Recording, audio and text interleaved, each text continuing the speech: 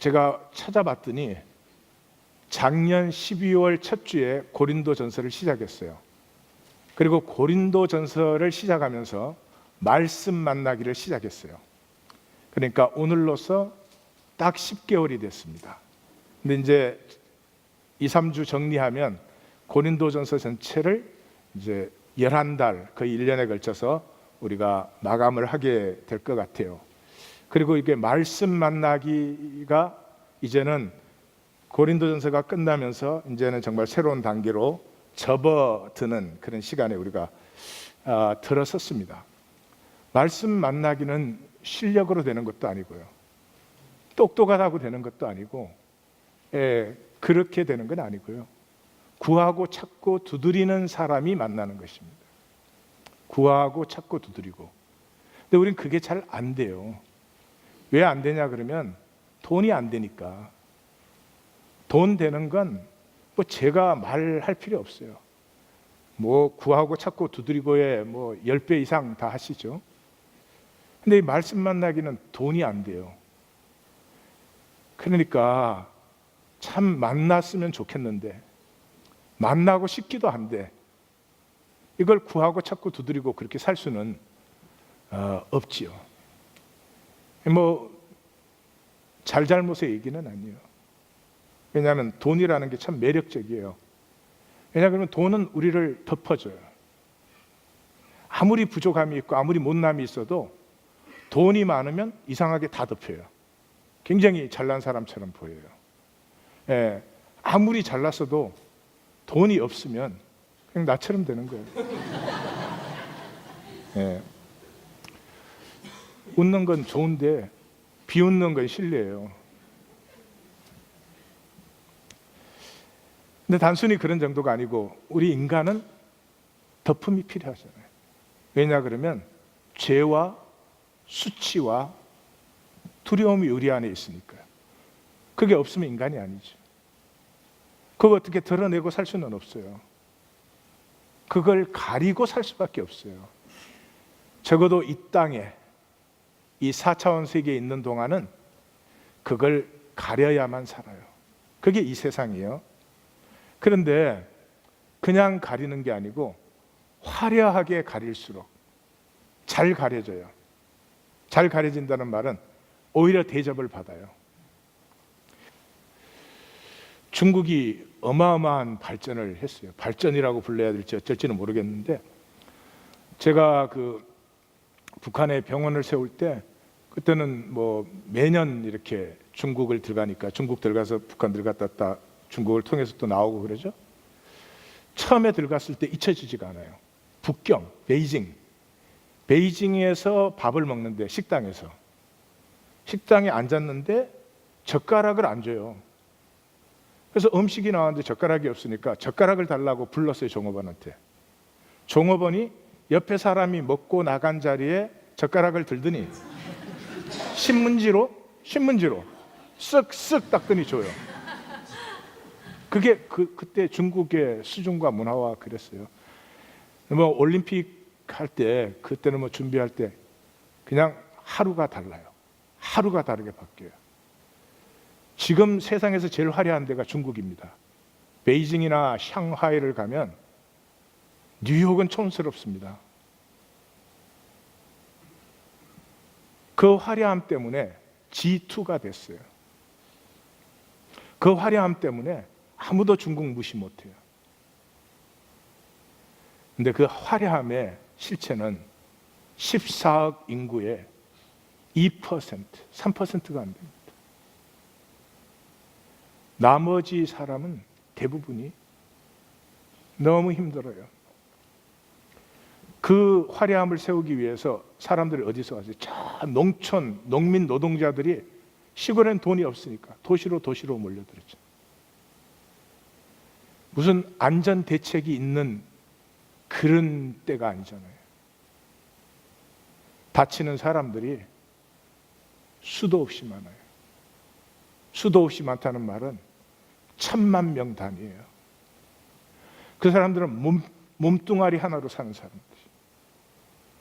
애가 하나밖에 없거든요. 두 부부가 몸뚱아리로 살아가지고 애 하나 학교 보내는데 대학교 보내는 게 꿈이에요. 근데 둘 중에 하나가 다치면 가족 전체가 다 무너지는 거예요. 하나가 벌어서는 먹고 사는 것도 힘들어요.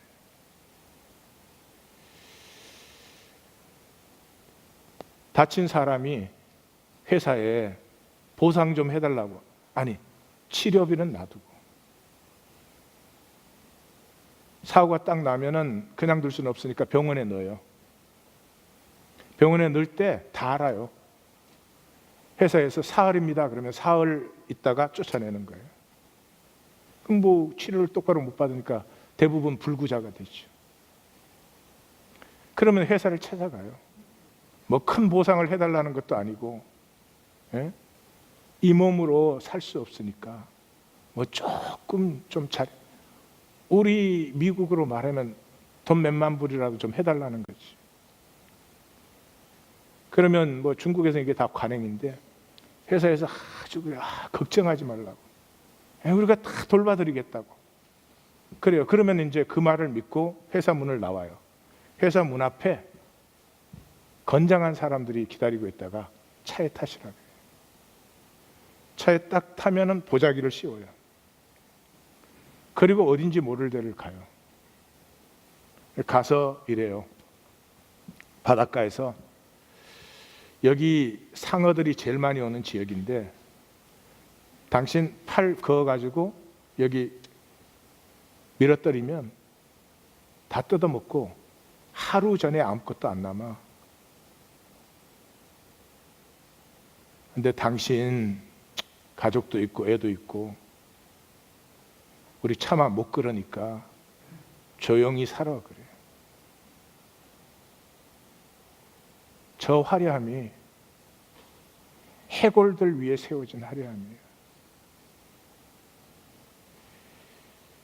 돈이 있는 사람은 천문학적으로 있고 대부분은 안타까워요. 가슴이 아파요. 자꾸 화려하려고 해요. 뭐가 그렇게 화려해져야 될까?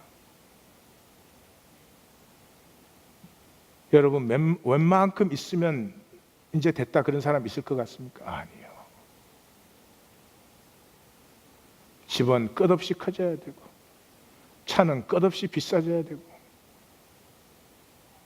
그래서 예수님의 산상수훈의 중심은, 예수님이 산상수훈의 핵심에서 3번을 반복해요.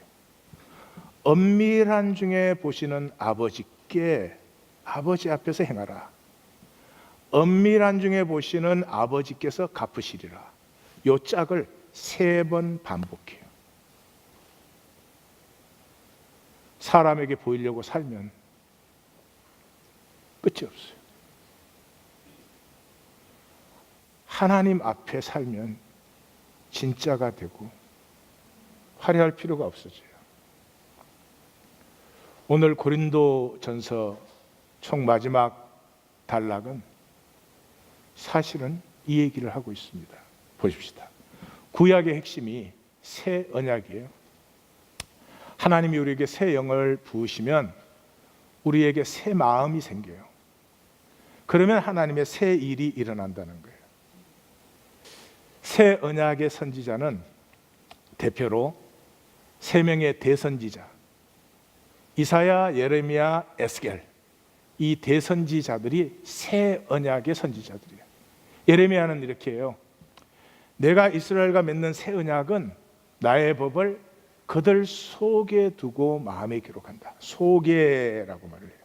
에스겔 선지자도 새 영을 속에 두고, 그러면 새 마음이 생기는데 그 새 마음은 부드러운 마음이다. 굉장히 이렇게 깊은 의미가 있어요. 왜냐 그러면 내 속에 있는 것은, 이 속에 있는 것을 나타내려면 몸으로 살아야 되거든요. 몸으로 살아야 돼요. 그래서 속에 있는 것을 몸으로 살면 내 삶에서 이제 생명이 자라나기 시작해요. 그런데 이제 거꾸로 사는 거죠. 그렇게 말씀하시는 이유는 우리는 속에 있는 것을 몸으로 피워내지 않고 겉에, 바깥에 있는 것을 갖다가 겉에다 덧붙이는 거예요. 화려하고 멋있게 그렇게 보이려고. 그런 마음에는, 그 마음은 강팍해요. 바깥에 있는 걸 끌어들여다가 내가 나를 만들어야 되는 삶은 마음이 각박해요. 가족 사이에도 각박해져요. 근데 이 속에는 뭐가 있어요? 하나님이 창조하신 하나님의 형상이 있잖아요. 하나님 생명이 있잖아요. 이 생명을 몸으로 사는 삶은 마음이 부드러워져요. 부드러워지면 잘 느끼죠. 잘 느껴요. 이웃을 느낄 수 있어요. 너를 느낄 수가 있다. 부부로 사는데 서로 못 느껴요. 겉에 거 끌어들이는데 너무 급급해서. 그래서 empathy라고 하죠. 부드러운 마음이 있어야만 공감할 수 있고 너를 누릴 수 있고 이 자연을 누릴 수 있고 그러는 거죠. 거기서 피어나는 게 하나님의 새 일이에요.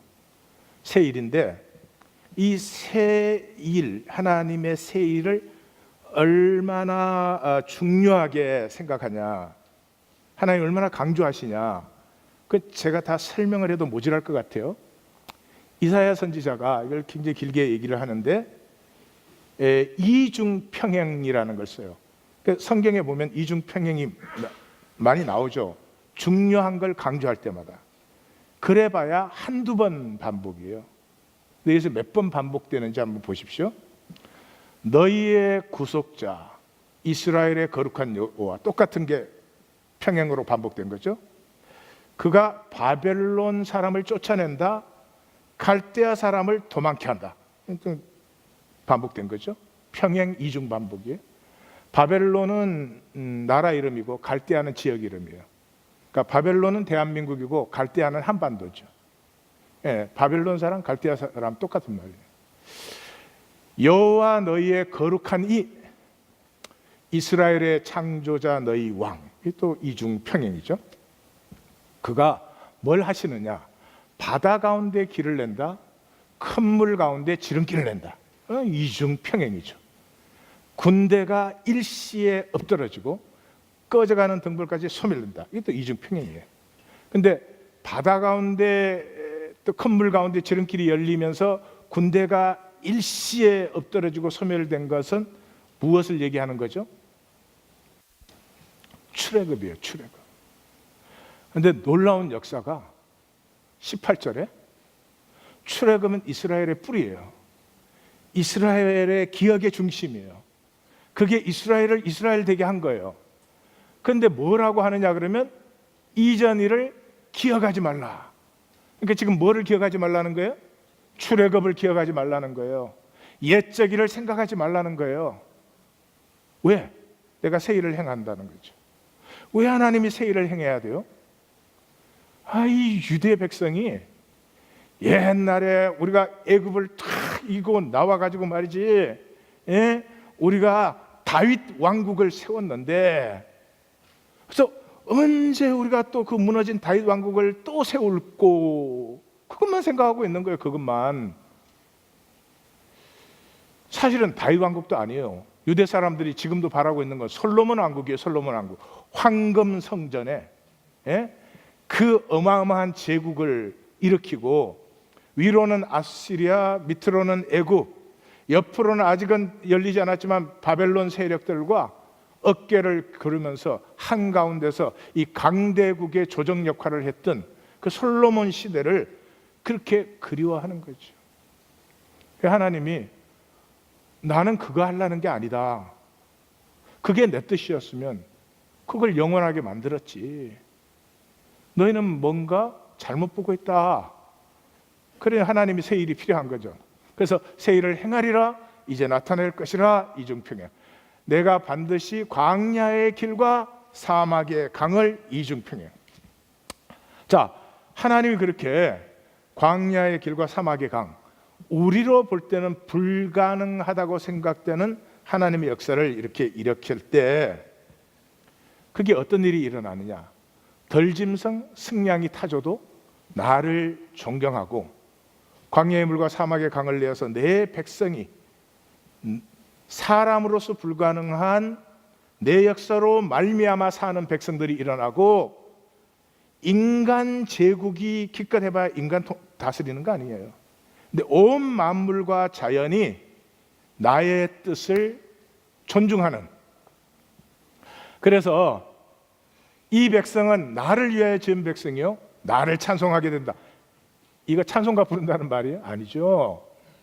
이 백성이 그것을 바라보는 그 하나님의 새 일의 비전, 인간 조직이나 그런 걸 훨씬 넘어서서 만유가 하나가 되는 그 생명의, 말하자면 생명의 조화로 하나가 되는 그 하나님의 뜻을 이루는데 부름받은 백성, 그것을 섬기는 백성, 그것을 기뻐하는 백성, 이것이 하나님의 백성이다, 그런 말이죠. 그래서 이 유대인들은 그냥 다윗 왕국의 재현, 지금까지도. 근데 이 거짓말이야. 다윗 왕국이 아니야. 자기들이 진짜 말하는 건 솔로몬 왕국 때예요. 그러면 왜 하나님과 유대인들 사이에는 이런 그 시각의 오차가 생겼나? 지금 하나님과 이제 기독교인들도 이 오차 때문에 그랬잖아요. 근데 587년에 예루살렘 성전을 파괴했어요. 하나님이 자기 성전을 자기가 파괴하고 자기 백성을 흩어버렸어요. 왜 성전을 파괴했어요? 성전이 성전이 아니니까. 성전이 성전이 아니라는 말이 뭐예요? 이 예루살렘 성전이 있으므로 모든 이스라엘 그 제국의 경제, 돈이 글로 모이죠. 경제의 서플러스, 잉여가 직결되는 거죠, 글로. 그 잉여가 이게 항상 문제죠. 그래서 이거를 알아챈 사람이 칼 막스예요. 칼 막스의 자본론이라는 건 경제의 잉여를 누가 주도권을 잡느냐, 그게 이제 모든 게 달렸다는 건데 그게 사실이죠. 자, 그래서 서플러스가 생겼어요. 그런데 서플러스가 생긴 것은 야훼법에 의하면 어떻게 써야 돼요? 이 예루살렘 외곽 지역에 있는 농민 노동자들은 가난하잖아요. 그 사람들에게 돌려줘야 되고, 파종기가 되었는데 씨 뿌릴 종자가 없는 사람에게 그 씨 종자를 나누어 줘야 되고, 만약에 대여를 할 때는 이자 없는 대여를 하는 거죠. 그렇게 돼 있지 않아요? 레위기에도 나와 있고 신명기에도 나와 있고. 근데 그걸 안 했죠. 안 하고 뭐 했어요? 제사장들을 배불렸어요. 근데 제사장은 절대로 혼자서는 배불리지를 못해요. 그 사람들은 실제적인 힘을 갖고 있지 않으니까 정치, 경제가 필요하죠. 그래서 예수님 당시에 이 헤롯이 성전을 하나님 때문에 지었겠어요? 성전 지어가지고 거기에서 들어온 돈으로 로마에 세금 바치고 헤롯 정권, 그 얼마나 헤롯 정권 다 유지하고, 그 다음에 서기관과 사두개인들, 제사장 계급 다 먹고 살고, 그 예루살렘의 그 모든 무리들이 살아야 되니까 여기에 또 이제 쇼핑센터가 생겼잖아요. 그래갖고 돈이 거기서 돌아요. 그러니까 저쪽 지역은 계속 약탈당하고 수탈당하고 돈은 여기서만 도니까 어떻게 될까요? 악순환이죠. 그게 현재 경제입니다. 그게 인간 역사의 경제가 항상 그래왔습니다.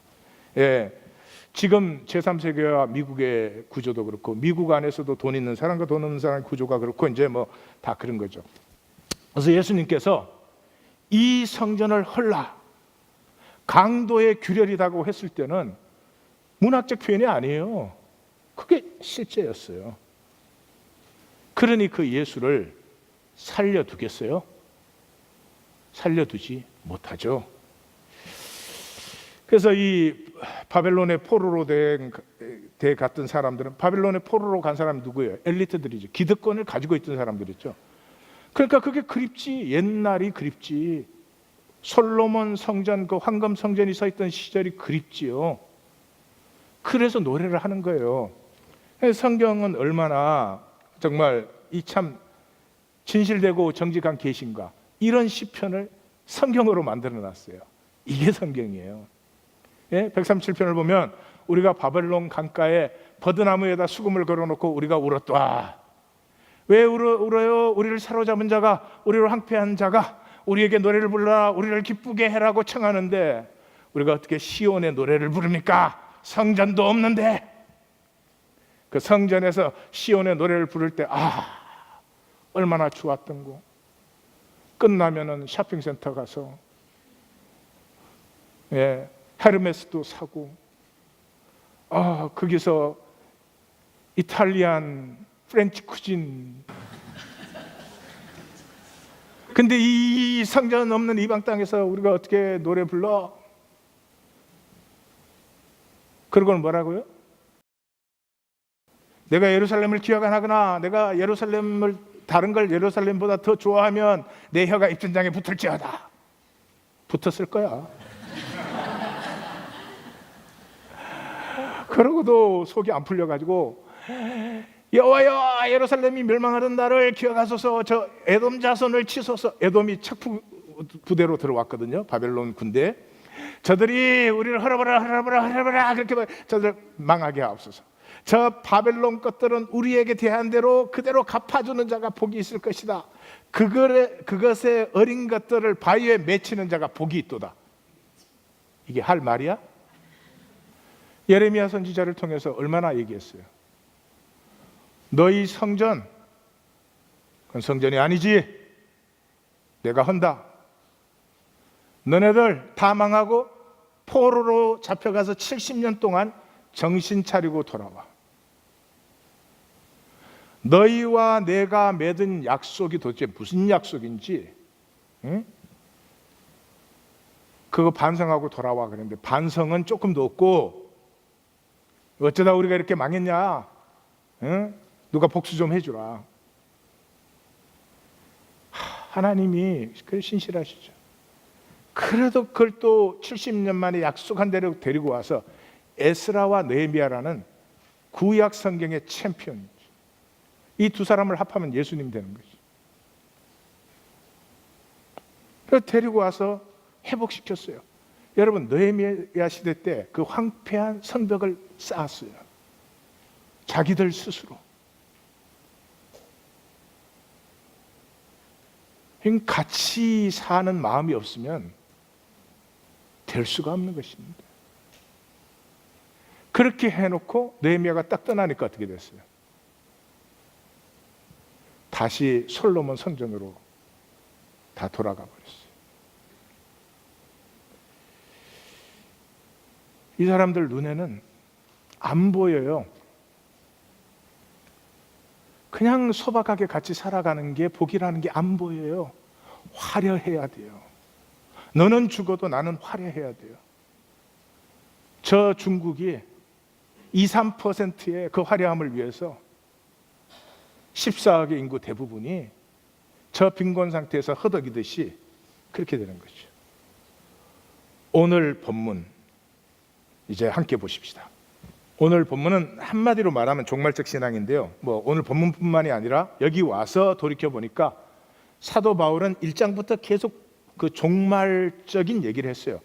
종말적인 걸 가르치거나 말한 건 아니고요. 사도 바울의 삶, 생각 자체가 종말적이기 때문에 그냥 사도 바울이 표현하는 모든 것은 종말적인 관점을 나타내는구나 하는 게 이제 여기 와서 비로소 이제 보이는 거죠.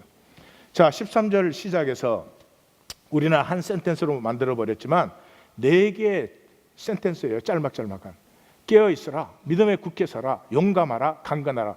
4개를 딱 권면한 거예요. 사도 바울이 끝날 때 이거 잘하잖아요. 그 데살로니가 전서에서도 항상 기뻐하라, 쉬지 말고 기도하라, 범사에 감사하라, 성령을 소멸치 말며 예언을 멸시치 말며 범사에 헤아려 선한 것을 취하며 악은 모양이라도 버려라. 이 사도 바울이 총 내용을 간단한 실제적인 걸로 이제 해주는 거죠. 첫째, 깨어 있으라는 간단히 깨어 있으라는 건 종말적인 거 아닙니까? 예수님이 종말 비유에서도 3번 깨어 있으라고 하시고 겟세마네에서 깨어 있으라 3번 말씀하셨죠. 그래서 이 종말적인 것이죠. 그 깨어 있는 게 뭐죠? 믿음에 굳게 서는 거죠. 예, 굳게 서 있다가 이 주님 딱 오시기 직전에 넘어졌어. 그럼 아무 소용이 없죠. 오시기 직전에 잠이 들었어. 그럼 소용이 없지. 다섯 처녀처럼. 깨어 있어라는 말을 다른 말로 하면 믿음에 굳게 서 있는 거죠. 그래서 고린도서 전체가 시작 1장 6절에서 견고하게 서서, 이게 어디서? 마지막 날 주님 오실 때 내가 견고하게 서 있기를 원한다, 그 말이지요. 58절에 가면 견고하여 흔들리지 말며 항상 주의 일에 더욱 힘쓰는 자들이 되라. 이는 너희 수고가 주 안에서 헛되지 않은 줄 알미니라. 이렇게 괄호를 치는 거잖아요. 그런데 문제는 용감하라, 강건하라. 이게 우리 번역을 그렇게 했는데, 뭐 강하고 담대하라 이렇게 번역을 했더라면 훨씬 더 잘 알아들 봤을 거예요. 근데 이 말이 여기 강건하라의 스트롱인데, 저 스트롱이라는 말은 보통 바울이 쓰던 단어가 아니에요. 바울이 안 쓰던 단어를 써서 같은 뜻을 표현하고 있어요. 그 말은 뭐예요? 다른 사람의 말을 인용하고 있다는 거죠. 뭐 이렇게까지 설명할 필요가 없어요. 성경을 아는 사람이라면 시편 중에 뭐 중요한 시편들이 있잖아요. 1편, 13편 뭐 이렇게. 그 중에 하나가 31편이에요. 31편의 마감이 이렇게 되어 있어요. 여호와를 바라는, 이 바란다는 말은 종말적 재림을 바라는 거예요. 여호와를 바라는 너희들아 강하고 담대하라. Strong and courageous. 똑같은 단어가 나와요. 그래서 사도 바울이 지금 시편 31편을 쓰고 있다는 걸 알아야 돼요. 이걸 알지 못하면 제일 끝에 가서 왜 갑자기 사도 바울이 저주를 받으라 그러지? 그 이해가 안 가는 거예요. 그래서 이 31편을 인용하고 있다는 게 중요한데, 이 31편은 종말적인 고난과 절망 속에서 내가 하나님을 의뢰했더니 하나님의 구원이 내게 임했다. 그래서 너희는 하나님을 사랑하고 또 강하고 담대해라, 그런 거거든요. 31절 보면 뭐 고통으로 내 눈과 영혼과 몸이 다 쇠약합니다. 슬픔과 탄식 중에 또 내 죄악 때문에 내 기력이 쇠하고 내 뼈가 쇠합니다. 모든 대적들이 나를 욕하고 이웃들은 나에게 더하고 내 친구는 길에서 나를 피합니다. 나는 뭐 살 소망도 없습니다. 그리하여도 나는 주를 의뢰하리니 나는 여호와 하나님을 내 주라고 고백합니다. 내 주라고 고백합니다. 거기에서 반전이 일어나요. 그래서 놀라운 사랑이 내게 임했다. 그러므로 여호와를 바라는 너희들아 강하고 담대하라. 그래서 여기서 깨어있으라, 믿음에 굳게 서라, 용감하라, 강건하라, 그냥이 아니고요. 종말적 입장에, 종말이 왔을 때는 뭐예요? 모든 거짓과 진실이 드러나요. 그러니 여호와를 바라는 사람은 지금 어렵지만 강하고 담대하게 서 있을 수 있다. 이제 그런 얘기죠. 그래서 고린도서를 보면은 1장에 인사 끝나자마자 종말적 신앙으로 시작을 하잖아요. 기억나시죠? 카리스, 하나님의 은혜가 임했다. 그러면 카리스마, 은사가 풍성해진다. 은사가 풍성해지면 그 은사가 누구? 이하권이의 은사가 피어나고 열매 맺었을 때 이하권이 되는 거죠. 나의 나됨, 그 주님 앞에 설 나됨으로 흔들리지 말고 견고하게 서라. 이걸로 시작해가지고 오늘 16장 제일 마지막 단락에서 너희는 그 사랑으로 행하는, 아까 그랬죠? 우리 속에 있는 것은 몸으로 살아서 피워낸다. 그래서 이 사랑으로 행하라, 몸으로 피우는 생명. 사도 바울이 계속해서 강조해왔죠. 누가 지혜 있는 줄로 생각하거든, 누가 무엇을 아는 줄로 생각하거든, 너희가 선 줄로 생각하거든 넘어질까 조심해. 그리고 고린도 후서에서는 모든 생각을 사로잡고, 이 생각의 거짓, 생각으로 생각하면 내가 꼭 믿어요. 그것도 너무 잘 믿어. 생각으로 나를 생각을 해보면 이렇게 좋은 목회자가 세상에 어디 있을까? 또 성도님들도 그렇겠지 뭐.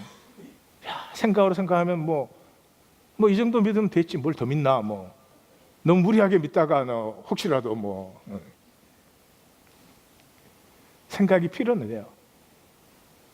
전혀 착각이 없으면 살 수가 없으니까. 근데 적당히 해야 돼요.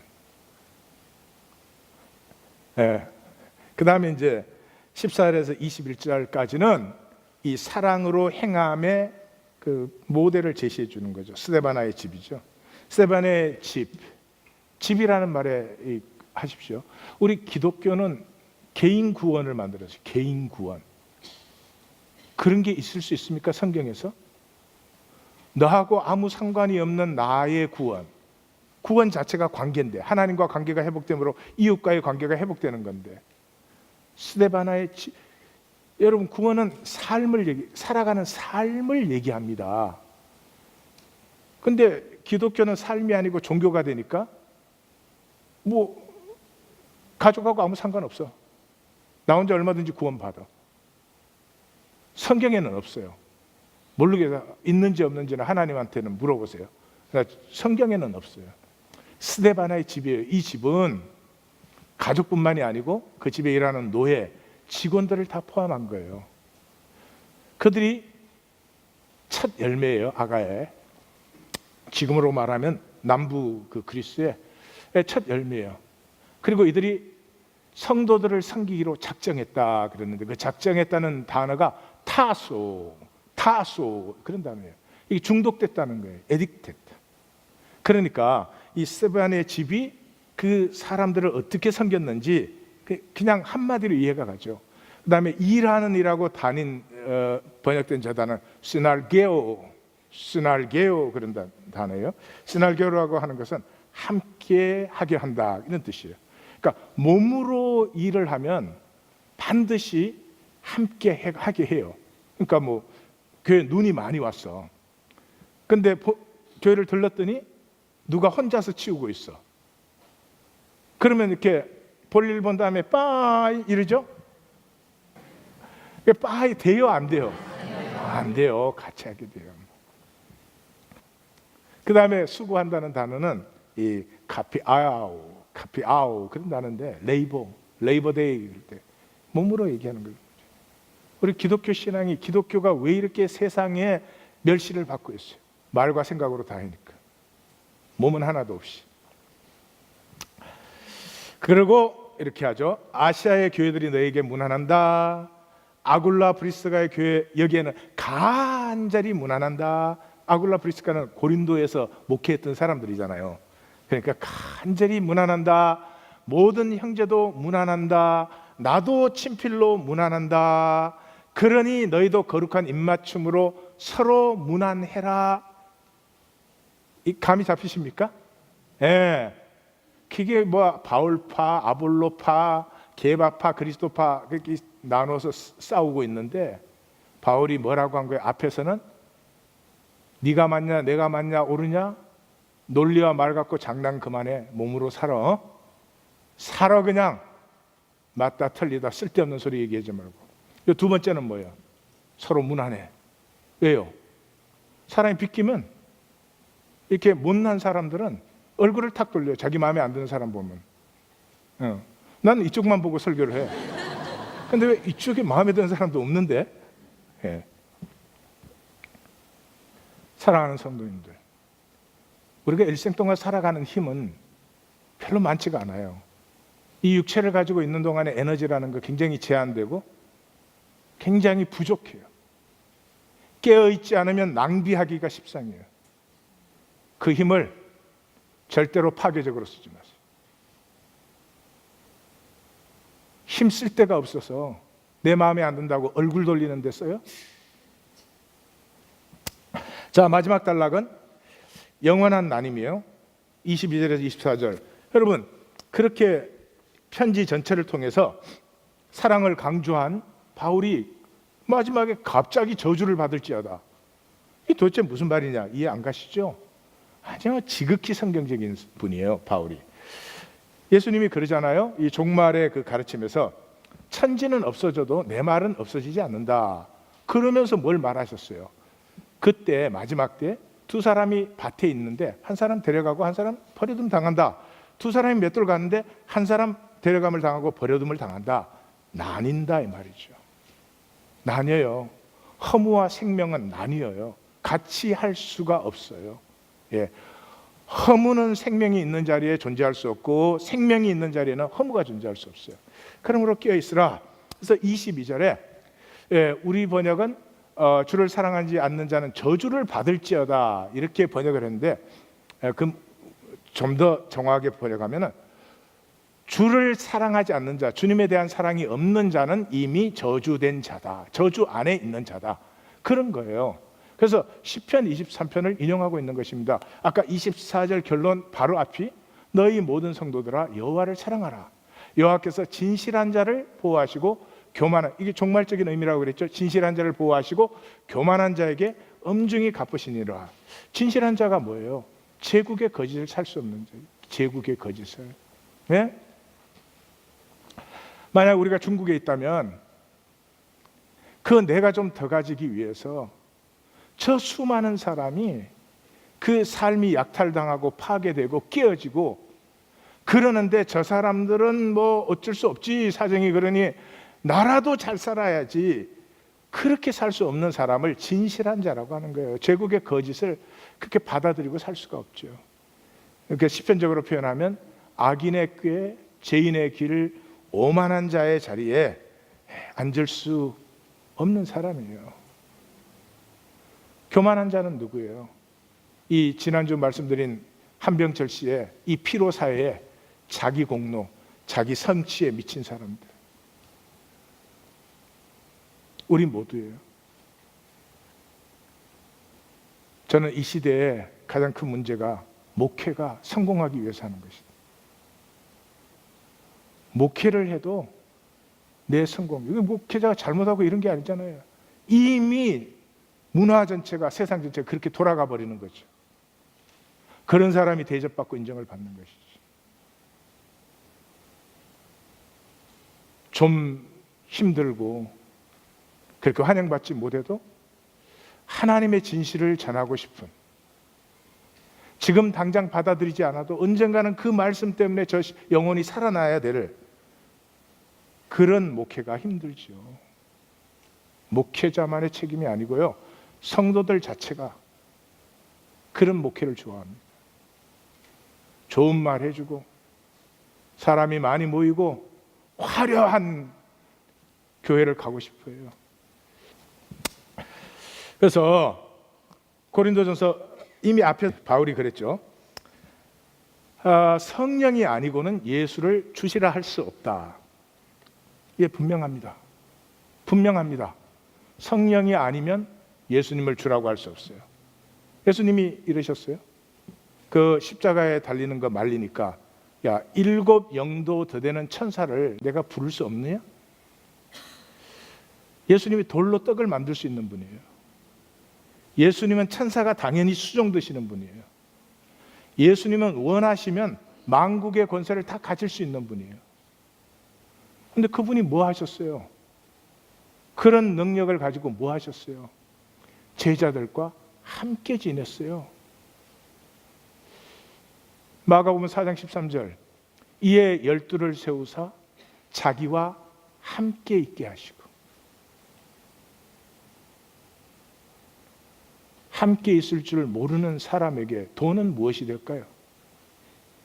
권력은 무엇이 될까요?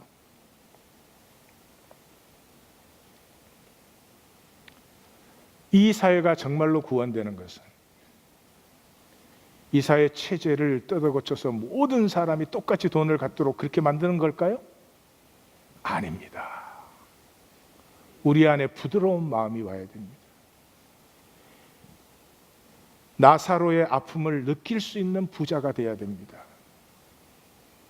너는 어떻게 돼도 나는 살아야 되고 나는 내 것 지켜야 되는 한 결코 달라지지 않습니다. 예수를 주라고 부르면 달라지죠. 당연히 달라지죠. 상상도 못했던 새 역사가 우리의 삶에 일어나죠. 이 안 일어나는 게 참 놀라운 건데요. 왜 안 일어나죠? 우리는 누구든지 주의 이름을 부르는 자는 구원을 얻으리로다를 그 가운데 가로를 하나 집어넣었어요. 누구든지 주의 이름을 아무렇게나 부르는 자는. 여러분, 성경에서는 하나님의 이름 함부로 못 부릅니다. 제3계명이 뭐예요? 여호와의 이름을 망령되이 일컫지 말라. 망령되이 부르는 자를 죄 없다 아니하리라. 이중부정은 항상 성경에서 강조죠. 그래서 유대인들은 하나님의 이름 못 부릅니다. 우리는 주여 주여 주여 막 불러대요. 나사렛 예수를 주라고 부른다면 그건 이미 새 역사가 시작이 된 것이죠. 자, 드디어 마감을 하기 시작합니다. 끝나는 건 몰라도. 자, 마감은 정리를 해봅시다. 종말적 삶은 제일 중요한 건 소박한 삶이에요. 주님 앞에 설 때 내가 나 가릴 수 있어요? 주님 앞에 설 때 그냥 벌거벗어요. 가림이 끝나요. 그러니까 그 벌거벗은 나가 주님 앞에 설 수 있는 유일한 길은 은혜를 입어야 돼요. 그래서 제가 나눈 메시지 하나 또 나눕니다. 은혜 임한 심령은 소박하다. 아들이라는 자격 없이 하인의 하나여도 좋다. 함께함이 어떤 조건으로 있느냐보다 억만 배 더 귀하니까. 함께함과 소박함은 은혜의 양면이다. 예수님 비유에서 이래요. 마지막 잔치가 열렸는데 한 사람이 예복을 안 입고 있어요. 예복을 안 입고 있다는 말은 뭐예요?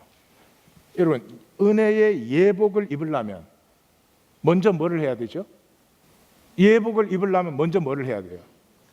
내 나뭇잎 치마를 먼저 벗어야죠. 그러니까 예복을 안 입었다는 말은 지금 뭐예요? 내 공로, 내 삶, 내가 지킨 거 이걸로 이제 있는 거죠. 여러분, 내 나뭇잎 지파.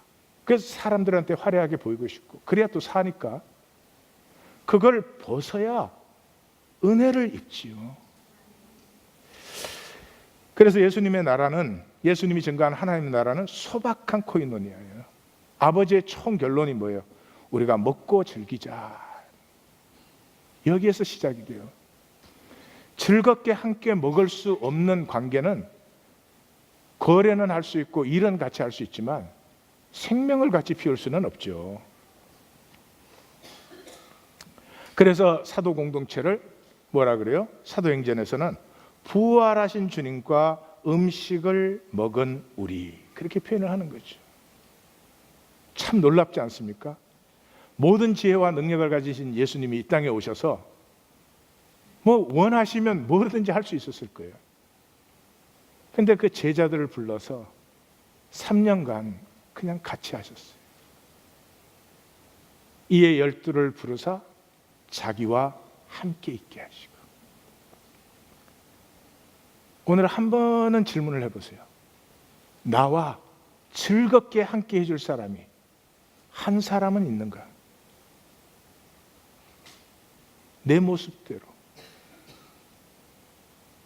벌거벗은 내 모습대로 나와 즐겁게 함께 해줄 사람이 한 사람은 있는가? 만약에 한 사람도 없으면 좀 우리 자신이 불쌍해지는 거잖아요. 왜 없어요? 나 잘난 척 만드느라고, 나 화려하게 만드느라고. 이 인간 종교로는 안 보여요. 니고데모는 얼마나 훌륭한 사람이에요. 종교인으로서는 거의 기적적인 사람이죠. 근데 니고데모에게 안 보여요. 예수님이 사람이 거듭나지 않으면 하나님 나라에 들어갈 수 없다라고 말하기 전에 볼 수 없다라고 먼저 말했어요. 그러니까 이 화려한 것만 보는 사람들은 이 소박한 가치함은 아무것도 아니야. 아무 가치가 없는 것 같아요. 그게 진짜 가치인데, 그게 구하고 찾고 두드려야 될 것인데 보이지가 않는 거죠. 십자가는 무엇이죠? 나의 죄, 악, 이 부정성을 쓱 가리고 없는 척. 나 성공적이고 훌륭한 사람, 나 대접하세요. 나 대접받을 만한 사람이에요. 나 굉장히 노력해서 성공했어요. 그게 아니고요. 내 죄와 악과 부정성을 낫으로 품어 안을 수 있어요. 이건 내게서는 안 나와요. 은혜가 임했을 때 나는 죽어도 좋은 죄인이 됩니다. 그때 내가 소박해져요. 그냥 우리는 다 물이 들어있어요. 말 한마디에도 질 수가 없어요. 일부러 그러는 게 아니에요.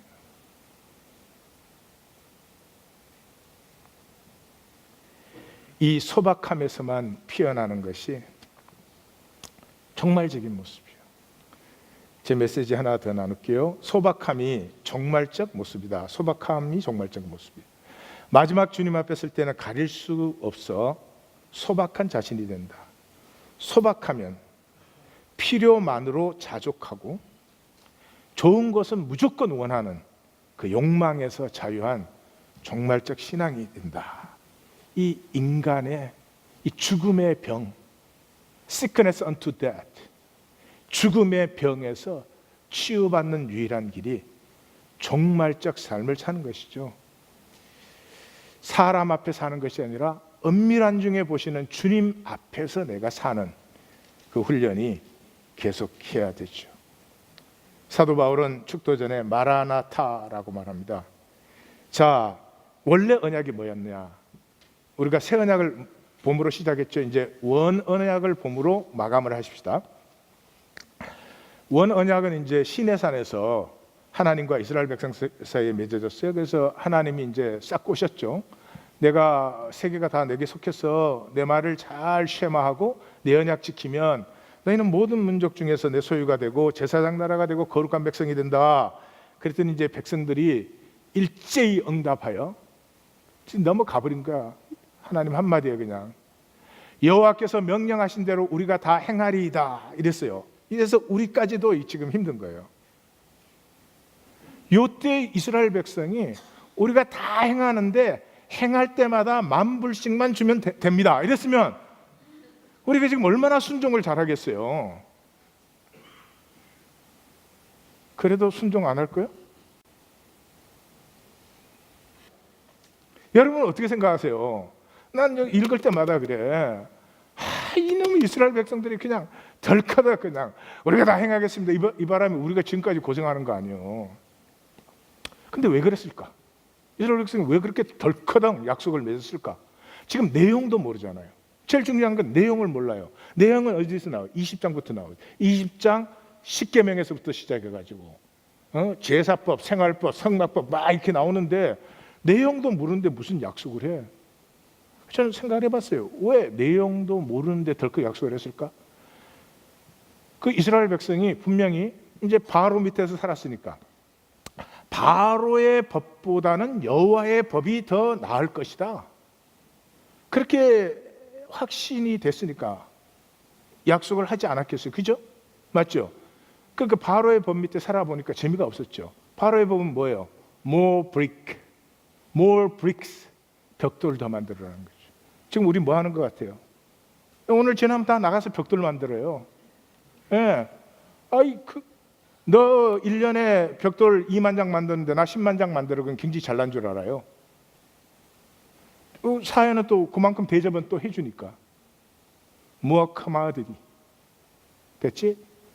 여호와의 법은 뭐예요? 안식이에요. 안식이 뭐예요?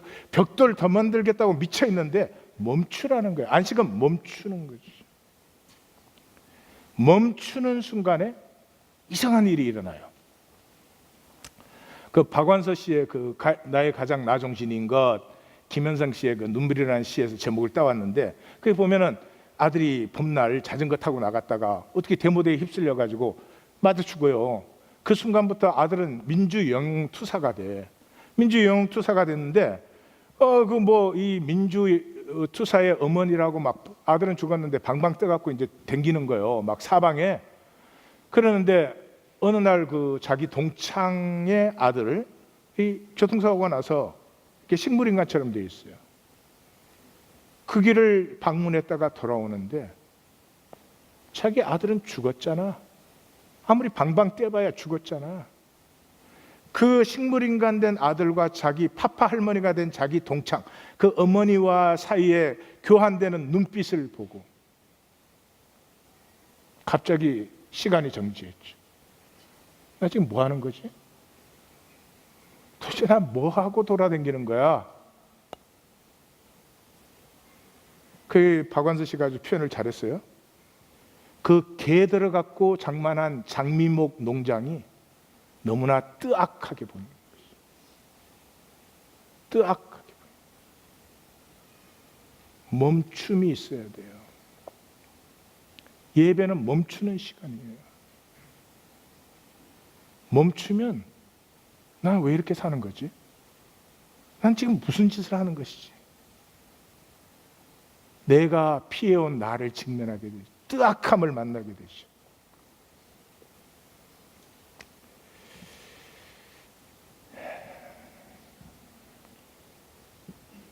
우리 모두는 금송아지를 좋아해요. 금송아지는 요구하지 않아요. 금송아지는 이렇게 살아라 그러지 않아요. 금송아지는 내 마음대로 제사 드리고 그 앞에 뛰어놀면 되는 거죠. 금송아지 제사 드릴 때 그 출애굽기 읽어보시면 백성들이 일찍이 일어났다고 되어 있어요. 생긴 참 재밌지 않아요? 여러분 일찍 오늘 주일 예배 오시려고 일찍이 일어나셨죠? 너무나 기다려져서 일찍 일어나 제사를 드리고 앉아서는 먹고 마시고 서서는 뛰어놀았더라고요. 이거 좋아하죠. 근데 여호와는 누구예요? 그렇게 금송아지 만들어 가지고 이제 우리는 다 죽었다 혼날 거다 그러고 올라갔더니 뭐라 그랬어요? 여호와라 여호와라 자비롭고 은혜롭고 노하기를 더디하고 인자와 진실이 많은 하나님이라 인자를 천대까지 베풀며 악과 가실과 죄를 용서하리라. 좋습니까? 좋습니까? 여러분 좋습니까 이 말이? 정말이요? 안 좋아요. 옆에 분에게 이렇게 한번 말해봐. 내가 너 죄를 용서하마. 우리는 다 서로 죄가 많거든요. 좋아요, 싫어요? 잘 들으십시오. 우리는 은혜를 좋아하지 않습니다. I did it. 이걸 좋아합니다. I did it. 이거 한번 하려고 평생을 종노릇 하는 거예요. 소박한다로 살면 되는데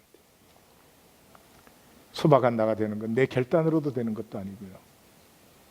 오직 은혜 받음으로. 은혜가 임하면 은혜가 임했다는 말은 아버지의 아픈 가슴을 만나요.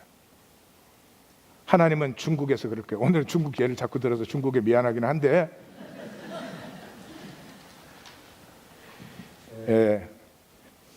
하나님은 중국 땅에 계시면 빌딩 안 보여요.